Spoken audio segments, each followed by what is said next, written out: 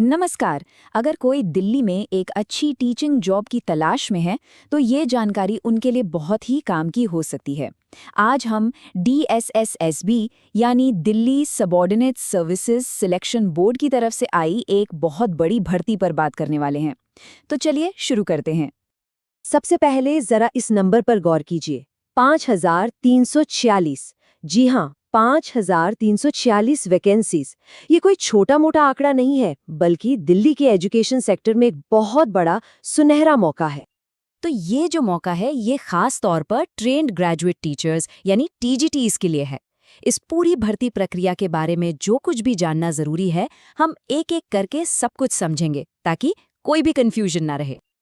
तो आज हम 5 जरूरी बातों पर गौर करेंगे। सबसे पहले तो ये कि ये मौका कितना बड़ा है। फिर ये देखेंगे कि कौन-कौन इसके लिए एलिजिबल है। इसके बाद जरूरी तारीखें और डेडलाइंस पर नजर डालेंगे। फिर जानेंगे कि अप्लाई कैसे करना है और आखिर में समझेंगे कि सिलेक्शन प्रोसेस कैसा होगा। ठीक है, तो सबसे पहले सेक्शन पर आते हैं। चलिए थोड़ा गहराई में जाकर समझते हैं कि ये मौका आखिर इतना बड़ा क्यों है और इसका असल में मतलब क्या है। तो जैसा कि यहाँ बताया गया है, TGT का मतलब है ट्रेन्ड ग्रेजुएट टीचर। और सबसे बढ़िया बात यह है कि ये भर्ती सिर्फ जनरल सब्जेक्ट्स के लिए नहीं है, बल्कि इसमें ड्राइंग टीचर्स और स्पेशल एजुकेशन टीचर्स के लिए भी शानदार मौके हैं। चलिए अब बात करते हैं सबसे जरूरी सवाल की। एलिजिबिलिटी क्या है, मतलब कौन इस नौकरी के लिए अप्लाई कर सकता है। आइए इसकी शर्तों और जरूरी क्वालिफिकेशंस को देख लेते हैं। उम्र की बात करें तो क्राइटेरिया काफ़ी सीधा सा है। कोई मिनिमम एज लिमिट नहीं है, लेकिन मैक्सिमम एज 30 साल रखी गई है। हाँ, एक बात ध्यान रखने वाली है कि नियमों के मुताबिक कुछ कैटेगरीज को इसमें छूट भी मिलेगी, तो ऑफिशियल नोटिफिकेशन देखना बहुत ज़रूरी है। अच्छा, अब आते हैं एजुकेशनल क्वालिफिकेशंस पर। यहाँ हर पोस्ट के लिए ज़रूरतें थोड़ी अलग अलग हैं। जैसे कि एक नॉर्मल TGT टीचर के लिए बैचलर डिग्री, साथ में B.Ed और CTET एग्ज़ाम पास होना ज़रूरी है। वहीं दूसरी तरफ ड्राइंग टीचर और स्पेशल एजुकेशन टीचर के लिए क्वालिफिकेशंस कुछ अलग रखी गई हैं। और यहाँ एक अच्छी खबर भी है, एप्लीकेशन फीस बहुत ही कम रखी गई है। जनरल, OBC और EWS के लिए सिर्फ 100 रुपये।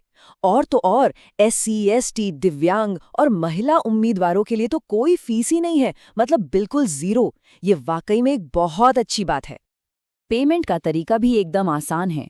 Debit card, credit card, internet banking या फिर मोबाइल वॉलेट, किसी भी ऑनलाइन तरीके से पेमेंट की जा सकती है, कोई झंझट नहीं। ठीक है, अब आते हैं एक बहुत ही क्रिटिकल हिस्से पर, यानी इंपॉर्टेंट डेट्स। क्योंकि देखिए, डेडलाइन मिस हो गई तो सब बेकार हो जाएगा। तो चलिए टाइमलाइन पर एक नज़र डालते हैं। तो ये तारीखें याद रखनी है। ऑनलाइन एप्लीकेशन 9 अक्टूबर को शुरू हो रही हैं और अप्लाई करने की और फीस भरने की आखिरी तारीख है 7 नवंबर। मतलब करीब करीब 1 महीने का वक्त मिलेगा। लेकिन मेरा तो यही कहना है कि लास्ट मिनट का इंतज़ार बिल्कुल ना करें। तो अब जब सारी एलिजिबिलिटीज और डेट्स पता चल गई हैं, तो सवाल आता है कि अप्लाई कैसे करना है। अच्छी बात यह है कि प्रोसेस बहुत ही सिंपल रखा गया है। चलिए स्टेप बाय स्टेप समझते हैं। देखिए, बस ये 5 सिंपल स्टेप्स फॉलो करने हैं। सबसे पहले DSSB की ऑफिशियल वेबसाइट पर जाना है। फिर जो ऑफिशियल नोटिफिकेशन है उसे ध्यान से पढ़ना है। उसके बाद ऑनलाइन फॉर्म को सही सही भरना है। अगर फीस लागू होती है तो उसे ऑनलाइन पे करना है और बस 7 नवंबर से पहले फॉर्म सबमिट कर देना है। है ना एकदम सीधा और आसान। चलिए मान लीजिए कि एप्लीकेशन फॉर्म सबमिट हो गया, तो उसके बाद क्या होगा, सिलेक्शन प्रोसेस कैसे काम करेगा। इसमें मूलतः 3 स्टेज होते हैं जिनके बारे में जानना बहुत जरूरी है। सबसे पहला और सबसे अहम स्टेज है एक रिटन एग्जाम। जो लोग इसे क्लियर कर लेंगे उन्हें फिर डॉक्यूमेंट वेरिफिकेशन के लिए बुलाया जाएगा और आखिर में एक मेडिकल एग्जाम होगा, ये पक्का करने के लिए कि कैंडिडेट नौकरी के लिए मेडिकली फिट है। और आखिर में ये एक बहुत ही ज़रूरी सलाह है जिसे बिल्कुल भी नज़रअंदाज नहीं करना चाहिए। फॉर्म भरने से पहले ऑफिशियल नोटिफिकेशन को शुरू से लेकर आखिर तक बहुत ध्यान से पढ़ें। इससे किसी भी तरह की गलती की गुंजाइश खत्म हो जाएगी। तो सोचिए, 5000 से भी ज्यादा वैकेंसीज। सवाल यही उठता है कि क्या ये किसी के करियर का अगला बड़ा पड़ाव हो सकता है। ये मौका इतना बड़ा है कि इस पर गंभीरता से विचार करना तो बनता है।